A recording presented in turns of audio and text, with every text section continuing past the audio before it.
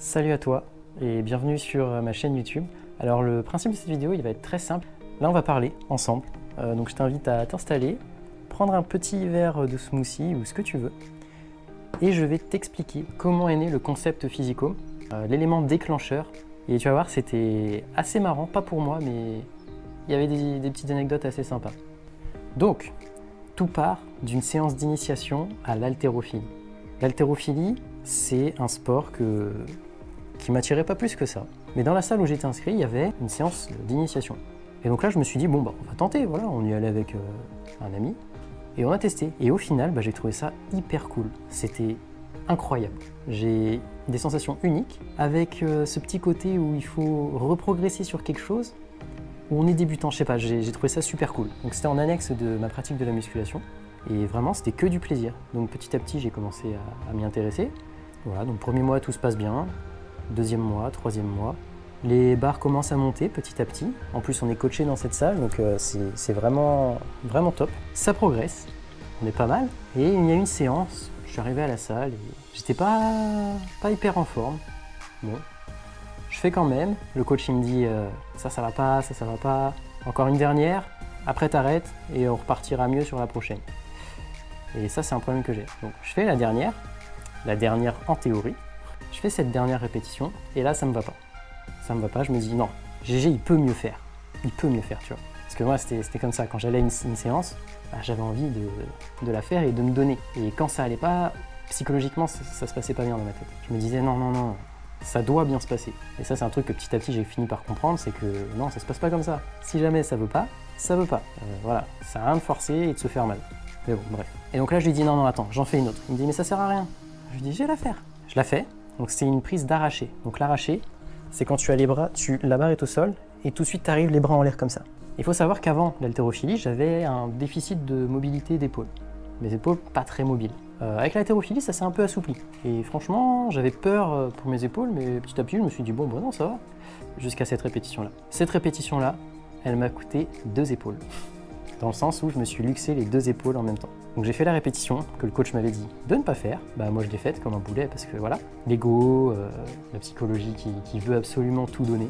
Donc je la fais et là je sens un gros clac. Symétrique, hein, mouvement très symétrique franchement, assez content à ce niveau-là. J'étais plutôt symétrique, c'est une bonne chose. Mais là ça a coûté 2 épaules. Donc les 2 épaules sont sorties et là j'ai basculé en arrière, il y avait un banc, je me suis tout de suite réceptionné dessus, la barre est tombée. Ça va, elle n'est pas tombée sur ma tête, c'est déjà une bonne chose. En fait, la barre est partie là-haut, elle est partie un peu en arrière, et au lieu de la laisser tomber, parce que j'avais pas la mobilité pour passer les bras derrière comme ça, c'était impossible pour moi. Donc au lieu de la laisser tomber, je sais pas ce que j'ai fait un mouvement de levier en fait, et les épaules, hop, elles sont sorties. Donc là j'étais en PLS, j'ai attendu les pompiers pendant un certain temps, parce qu'ils ont appelé les pompiers, moi je pouvais même plus bouger. Et là avec les 2 épaules, quand tu as une épaule luxée en fait, la technique c'est de tenir ton autre épaule, l'épaule qui est luxée, tu la tiens et ça fait moins mal, tu peux te lever, tu peux bouger et voilà. Moi je pouvais pas, j'étais comme ça sur mes genoux, c'était la seule position qui me soulageait en fait, seule position qui me soulageait et j'avais mal aux lombaires. Le problème c'est que si je me redressais pour les soulager, j'avais mal aux épaules qui me tiraient en avant et je me souviens que c'était vraiment long, très long. Quand les pompiers sont arrivés, ça m'a soulagé, j'étais ultra content, sauf que j'étais sur mon banc calé et là ils me disent bon monsieur, il faut se mettre sur la chaise roulante. Se mettre sur quoi? Faut bouger là? Et ils m'ont aidé et j'ai réussi à m'y installer. Bon, j'avais toujours mal aux lombaires, hein, j'étais toujours en avant, impossible de me mettre en arrière, je pouvais pas les soulager. Après on arrive à l'hôpital et là, on me dit alors qu'est-ce que vous avez monsieur? Nanana. Je dis je crois que je me suis luxé les 2 épaules et là, ça je te l'ai pas dit mais il y avait mon coach. Mon coach m'a accompagné jusqu'à l'hôpital, franchement c'était super sympa de sa part, ça fait vraiment plaisir. Donc une fois arrivé là-bas, il y a la dame de l'accueil des urgences qui me dit alors qu'est-ce qui vous est arrivé, machin. Je dis je me demande si je me suis pas luxé les 2 épaules. Elle me dit les 2 épaules? Oh, ça m'étonnerait. En mode avec dédain là, enfin bref, voilà quoi. Le médecin arrive, pareil, il a l'air de dire que 2 épaules en même temps, c'est compliqué, ça lui paraît assez improbable. Donc ensuite il faut faire une radio. Alors déjà pour la radio, ils voulaient m'enlever le t-shirt. Le t-shirt, il est mort, forcément. Ils ont dû le découper. Après il fallait que je m'installe sur une table allongée. Oh, alors là, un combat aussi. Je me suis levé, comme ça. C'était un combat, enfin bref. Mais quand même, j'ai réussi. Ça faisait mal, mais j'ai réussi. Après, je me suis mis dans une chaise roulante. Et là, il fallait faire la radio. Et pour faire la radio avec 2 bras en compote qui tirent vers l'avant, eux, ils me disaient « Redressez-vous, monsieur ». Comment te dire? C'est impossible. J'y arrivais pas, ça faisait vraiment trop mal. Donc ils m'ont foutu du gaz hilarant. Alors dès l'instant où ils m'ont mis le gaz, j'ai commencé à respirer. Et là j'ai senti un bonheur incroyable. Ça faisait tellement du bien de ne plus avoir mal. Jusqu'à ce qu'ils me disent, vous pouvez vous redresser? J'ai dit, ouais, je pense. Ouais. Je me suis redressé et là, bah, le gaz il servait plus à rien. Mais je me suis quand même... Bon, il servait plus à rien. Il servait quand même parce que j'arrivais à supporter. Ça faisait super mal. Ils m'ont dit, c'est bon? J'aurais dit, dépêchez-vous, dépêchez-vous. Du coup, ils sont dépêchés de faire la radio. La radio est faite et là, effectivement, verdict tombe de luxation d'épaule. Voilà, double luxation, super cool. Et donc maintenant, la bonne nouvelle, c'est que je peux enfin avoir la remise en place parce que rien n'était cassé, c'était juste une luxation. Donc là, la personne qui arrive, elle me met dans le bloc, enfin dans le bloc, je sais pas où, que j'étais dans un lit et je devais me détendre totalement. Donc la personne prend ma première épaule, la gauche, et là il la bouge, j'arrive à me détendre, et là j'entends clac clac, et là, oh, incroyable, incroyable, plus aucune douleur, et je sens que ça va. Il me dit c'est pas fini, mais je sentais que sur celle-là, c'était bon, franchement c'était bon. Et là il me prend l'autre, et là c'est une autre personne qui fait, sans doute peut-être un stagiaire ou un interne, je sais pas, quelqu'un qui avait jamais fait ça en tout cas. Et là il me dit on va y aller monsieur. Et là moi dans ma tête c'était sport, donc j'ai commencé à me contracter en disant oui, oui, je suis prêt. J'étais gazé, hein, bien sûr. Le chirurgien, il dit mais non, machin, faut se détendre et tout, bref. Donc finalement, j'ai fait ah oui, ok, bon. Je me suis détendu, ils m'ont fait les manipulations, tout s'est bien passé. Soulagement de ouf, soulagement de ouf.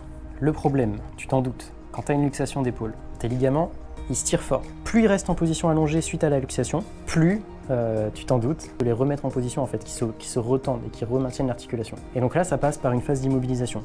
Les ligaments, si tu veux qu'ils récupèrent, la première étape, c'est de les immobiliser. Et là, c'était pendant 3 semaines. 2 épaules, comme ça, pendant 3 semaines. T'as compris, c'était la misère. Donc, petit peu de smoothie. N'hésite pas à en prendre toi aussi. On est là pour ça, après tout. Ah, ça fait du bien. Donc, alors plusieurs questions doivent te venir à l'esprit. Comment tu faisais pour manger? Comment tu faisais pour te laver? Avec 2 écharpes, c'est un peu compliqué. Et surtout, la question qui doit te revenir là, comment tu faisais pour te torcher? Bah je galérais tout simplement, je mettais 1 ou 2 heures au lieu de 10 minutes. Donc j'ai eu de la chance, j'ai été super bien accompagné pendant cette période. Voilà, donc il y a eu 3 semaines d'immobilisation, tout seul j'aurais galéré. Je te rassure, hein, les toilettes, j'allais tout seul. Je souffrais, j'avais hyper mal, mais j'allais tout seul. La première nuit, parce que je sais que la nuit, moi j'ai envie d'aller faire pipi. C'est toujours comme ça, je vais toujours faire pipi la nuit. Première nuit, je me réveille, j'ai pas dormi dans mon lit. Hein. Impossible de m'allonger, c'était pas possible, j'étais dans le canapé. Nuit pourrie, tu t'en doutes, bref. Je te souhaite pas de te luxer 2 épaules en même temps du coup, parce que c'est pas très agréable. Première nuit, et là je sens que j'ai envie d'aller aux toilettes faire pipi. Là je fais, oh, je fais quoi? Donc je me souviens, je me suis levé, je marche. Et là je regarde mon caleçon, je fais comment je fais? Comment je fais quoi? J'essaye de sortir l'épaule, première nuit tu t'en doutes, ça fait super mal. Je sens que ça craque dans tous les sens, j'ai peur de me reluxer, alors que bah y a pas de raison. Mais j'ai pas envie de me faire des efforts, tu vois, ils m'ont dit de m'immobiliser pendant 3 semaines. Je sais que c'est pour mon bien, c'est pas pour me saouler, donc j'ai pas envie de faire n'importe quoi. Qu'est-ce que je fais? Je me suis frotté contre le mur pour descendre le caleçon à gauche, à droite. Enfin bref, j'ai galéré quoi, hein, mais j'ai réussi comme ça. Et après pour le remonter... Enfin bref, je vais te passer les détails, mais t'as compris, c'était la galère. Mais je m'en suis sorti. J'étais obligé, j'allais pas faire subir ça à mes proches. Bref, le moment gênant est passé. Donc, petit coup de smoothie pour faire passer ce moment gênant, bien au fond. Mais ça c'est sûr, c'était une question qui allait se poser. Ok, donc petit à petit, au fil des jours et des semaines, ça allait de mieux en mieux.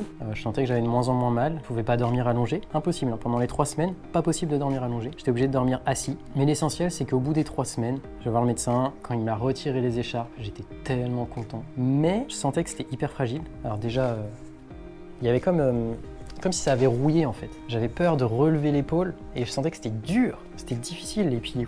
La fonte musculaire, waouh. Ah, c'était totalement immobilisé. D'ailleurs, pendant que j'avais mes écharpes, je travaillais toujours les jambes, au poids de corps bien sûr, sans à-coups, sans choc, parce que sinon je le ressentais direct dans les épaules. En tout cas, les jambes, j'ai réussi à peu près à les maintenir plus ou moins. Par contre, le haut du corps, il a fondu de ouf. Si je retrouve les photos, je te les mettrai là, en petit avant-après. En tout cas, une chose est sûre, quand il m'a retiré les écharpes, j'étais tellement heureux. Je me souviens encore de ma toute première douche comme ça là. Bon, j'arrivais pas encore à me frotter le dos avec la serviette et tout, je galérais un peu, mais c'était un bonheur quand même, c'était un bonheur. Et donc de là, je m'étais renseigné hein. Pendant cette période-là, pendant les 3 semaines, j'ai épluché des comptes de kiné. Je me suis renseigné à fond sur les épaules, mais à fond hein. J'ai vraiment épluché, je m'étais fait tout un programme pour ma reprise.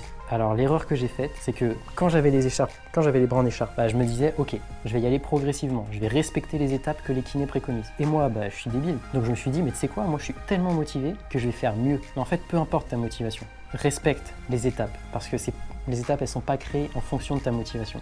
elles sont créées en fonction de ton corps humain. Le corps humain, il peut pas reprendre des pompes tout de suite après être sorti d'écharpe, c'est pas possible, tu vas te détruire les épaules. Donc, j'y suis allé un peu trop fort dès la reprise. Et là, j'ai senti un petit claque dans l'épaule, c'était la gauche, je crois. Et là, je me suis dit, oh non. Et là, je relève l'épaule, et là, ça fait mal. Oh non. Qu'est-ce que je fais? Ah oui, parce que je t'ai pas dit. Mais en gros, j'ai essayé de prendre des rendez-vous avec les kinés. Impossible. Impossible, minimum 3-4 mois d'attente. Donc là, j'étais hyper content. Bref, je suis allé voir un ostéo qui se disait kiné. Mais en fait, je comprends pourquoi c'était le seul qui avait encore de la place. C'est parce que c'était pas du tout un kiné, en fait. On me préconisait 16 séances de kiné. Il a barré l'ordonnance, il a mis 10 séances. Ok. Et il m'en a fait que 2 ou 3. Et c'était pas de la kiné, c'était de l'ostéopathie qui me faisait. Alors là où j'ai eu de la chance, c'est que les mouvements qui me faisaient ostéopathiques m'ont fait beaucoup de bien. Première fois que j'y vais, je prie, parce que j'avais la douleur là que je m'étais créée, une douleur vive, vraiment désagréable. Il y a un bazar là. Il me fait la manipulation, je sors, j'ai plus mal. Et là, merci à lui. Il m'a rien donné comme exercice, hein. Il m'a juste dit, faut plus faire développé couché, faut y aller doucement. Mais ça va se remettre tranquillement tout seul. Donc là, j'ai commencé à appliquer mon programme, mais vraiment au pied de la lettre. J'ai commencé par des petits exercices, tout simples, tous les jours. C'était vraiment hyper simple, hein. C'était des exercices qui... Je sentais juste que ça faisait bouger l'épaule, ça la faisait travailler petit à petit. Et petit à petit, j'augmentais la difficulté, j'écoutais mon corps. Si quelque chose me faisait mal, j'arrêtais. Je le faisais pas. Je repartais sur autre chose, etc. etc. Et petit à petit, là, j'ai récupéré des épaules mobiles, fortes. Là, je me sens bien, j'ai l'impression que je me suis pas blessé. Ça fait quand même 2 ans. Mais voilà, ça a été un travail assez long. Ça s'est fait petit à petit. J'ai toujours peur, hein. J'ai toujours peur. J'ose pas essayer de refaire le poirier, de me remettre sur les mains. Par contre, je ne referai plus jamais d'haltérophilie, ça c'est clair. Rapport bénéfice-risque. Mais voilà, j'avais envie de te raconter cette petite histoire parce que cette histoire m'a fait prendre conscience d'une chose. C'est que faire de la performance, c'est bien. Mais avoir une bonne condition physique, c'est mieux. La performance, c'est ce qui va te permettre d'être fort dans ton sport. La condition physique, c'est ce qui va te permettre d'être bien dans la vie. La condition physique, c'est ce qui va te permettre de vivre des choses avec ton corps, en bonne santé. Avant cette étape de luxation d'épaule, j'avais mal aux genoux en fait. Je montais les escaliers, j'avais mal. Je descendais, j'avais mal. Je me baissais, j'avais mal aux genoux. Et je me disais, de toute façon, c'est ça la vie d'un mec qui fait de la muscu. Voilà, t'as mal, c'est normal. Mais c'est pas normal du tout. Tu dois absolument chercher la condition physique plus que la performance pour ta vie de tous les jours. T'es pas un pro. Enfin, peut-être que si, mais la majorité ne sera pas un pro.